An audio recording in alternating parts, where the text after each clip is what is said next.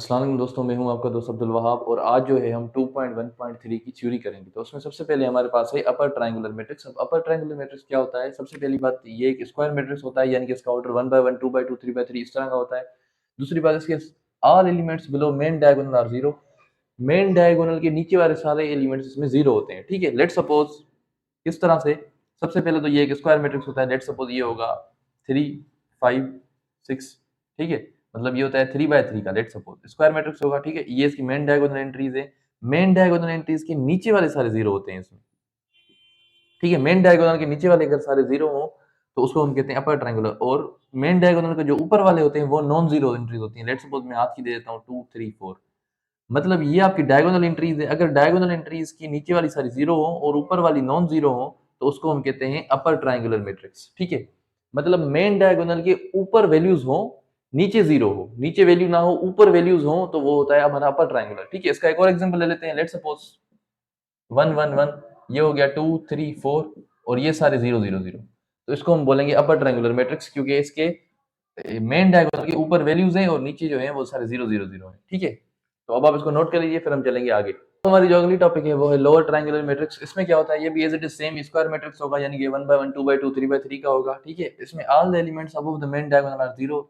Main diagonal के ऊपर वाले सारे जीरो होंगे, उसमें नीचे वाले सारे जीरो थे, इसमें ऊपर वाले सारे जीरो होंगे। लेट सपोज ये मैंने सी से शो किया। ठीक है, ये है हमारा 6, 7, 8, ये हमारा मेन डायगोनल है।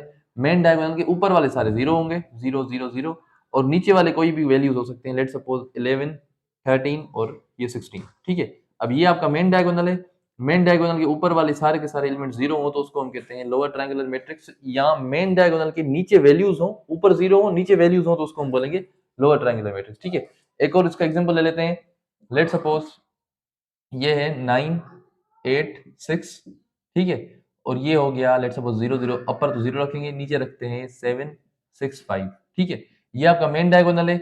मेन डायगोनल के नीचे आपके पास वैल्यूज है, ऊपर आपके पास जीरो है, तो इसको हम बोलते हैं लोअर ट्रायंगुलर मैट्रिक्स। अब आप इसको नोट कर लीजिए, फिर हम चलेंगे आगे। अब हमारी जो अगली टॉपिक है वो है transpose of a matrix. Transpose of a matrix क्या है? ये हमें मिलती है obtained by interchanging rows and columns. मतलब किसी भी जो एक मैट्रिक्स है उसकी रो और कॉलम को अगर हम आपस में इंटरचेंज कर दें तो हमें ट्रांसपोज मिलेगा। कैसे उसको हम शो करते हैं? लेट सपोज ये हमारी अगर ए मैट्रिक्स है तो इसका ट्रांसपोज हम शो करते हैं। ठीक है, इस तरह से ऊपर से अगर हम टी देंगे तो ये उसकी सिंबल है। किस चीज की सिंबल है? ये ट्रांसपोज की एक सिंबल है। ठीक है, अब लेट सपोज हमारे पास एक मैट्रिक्स है ए। ठीक है, यानी कि 1, 2, 3, 4, 5, 6। ठीक है, अब इसका ऑर्डर एक, दो रोज हैं, तीन कॉलम्स हैं, तो ये हो जाएगी 2 बाय 3। ठीक है, अगर हम इसका ट्रांसपोज करें तो वो कैसे होगा? सिंबल देंगे ऊपर से टी। अब क्या है, जो रो है उसको कॉलम कर देंगे, जो कॉलम है उसको रो कर देंगे। अब पहली रो है 1, 2, 3, इसको कर देंगे पहला कॉलम 1, 2, 3, और दूसरी रो है 4, 5, 6, उसको कर देंगे दूसरा कॉलम 4, 5, 6। ठीक है, अब इसका ऑर्डर कैसे बनेगा? तीन रोज बन गई और दो कॉलम्स बन गए, 3 बाय 2। मतलब ट्रांसपोज में 2 बाय 3 जो होता है उसका ट्रांसपोज होगा 3 बाय 2, और दो रोज मतलब ये जो इस तरह से थे ये इस तरह बन गया, मतलब पहली रो पहला कॉलम बन गया, दूसरी रो दूसरा कॉलम बन गया। ठीक है, अब आप इसको नोट कर लीजिए, फिर हम चलेंगे आगे।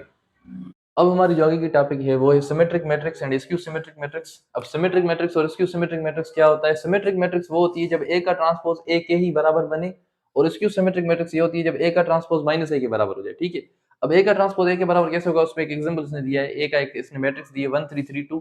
देखते हैं इसका ट्रांसपोज क्या आता है। लेट सपोज इसका हम ट्रांसपोज निकालते हैं। अब इसकी जो पहली रो है वो बन जाएगा इसका पहला कॉलम, यानी कि 1, 3 ये बन जाएगा पहला कॉलम। दूसरी रो 3, 2 ये बन जाएगा दूसरा कॉलम, यानी कि 3, 2। ठीक है, अब ये पहली रो पहला कॉलम बन गया, दूसरी रो दूसरा कॉलम बन गया। उसके बाद भी आप देख सकते हैं कि ये रिजल्ट बिल्कुल एज इट इज ए के बराबर ही है। ठीक है, जब ए का ट्रांसपोज ए के ही बराबर आ जाए तो उसको हम कहते हैं सिमेट्रिक मैट्रिक्स। अब हम इसका एक एग्जांपल उठाएंगे स्क्यू सिमेट्रिक मैट्रिक्स पे, तब तक आप ये नोट कर लीजिए। अब ये हमारे पास एक स्क्यू सिमेट्रिक का एग्जांपल है। ठीक है, 0, -4, 1, 4, 0, -3, -1, 3, 0। ठीक है, अब हम क्या करेंगे, इसका ट्रांसपोज निकालेंगे। अगर वो माइनस ए के बराबर आए तो ये स्क्यू सिमेट्रिक है, अगर नहीं आया तो ये स्क्यू सिमेट्रिक नहीं है। ठीक है, तो चलिए निकालते हैं इसका ट्रांसपोज। ठीक है, ए के ऊपर दे देंगे टी की साइन। अब क्या होगा? अब ये जो पहली रो है ये बन जाएगी इसका पहला कॉलम। ठीक है, यानी कि 0, -4 और 1, और ये दूसरी रो जो है ये बन जाएगी इसका दूसरा कॉलम, यानी कि 4, 0, -3। ठीक है, और तीसरी रो जो है वो उसका तीसरा कॉलम बन जाएगी, यानी कि -1, 3, 0।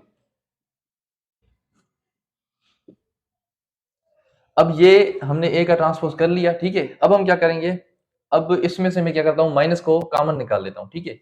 ए ट्रांसपोज इज इक्वल टू, इसमें से -1 कॉमन निकाल दूंगा, सबकी साइन चेंज हो जाएगी, ठीक है। यानी कि जो प्लस का है वो माइनस का हो जाएगा, जो माइनस का है वो प्लस का हो जाएगा, ठीक है। जीरो तो सेम रहेगा, 4 प्लस का है तो माइनस का हो जाएगा, 1 माइनस का है तो प्लस का हो जाएगा, 4 माइनस का है तो प्लस का हो जाएगा, जीरो सेम रहेगा, 3 प्लस का है तो माइनस का हो जाएगा, 1 प्लस का है तो माइनस का हो जाएगा, 3 माइनस का है तो प्लस का हो जाएगा, जीरो सेम रहेगा। अब आप देख सकते हैं ये जो हमारे पास बना है, ये मैट्रिक्स बिल्कुल एज इट इज ए के बराबर है, ठीक है। यानी कि A transpose is equal to -1 into A, यानी कि ए ट्रांसपोज जो है वो -a के बराबर बना है। जब भी ए ट्रांसपोज -a के बराबर हो तो उस मैट्रिक्स को हम कहते हैं स्क्यू सिमेट्रिक मैट्रिक्स, ठीक है। तो मैं उम्मीद करता हूं आपको ये समझ में आया होगा, ठीक है। तो फिर आज के लिए इतना ही, मिलते हैं अगले टॉपिक में, तब तक के लिए अल्लाह हाफिज नासिर।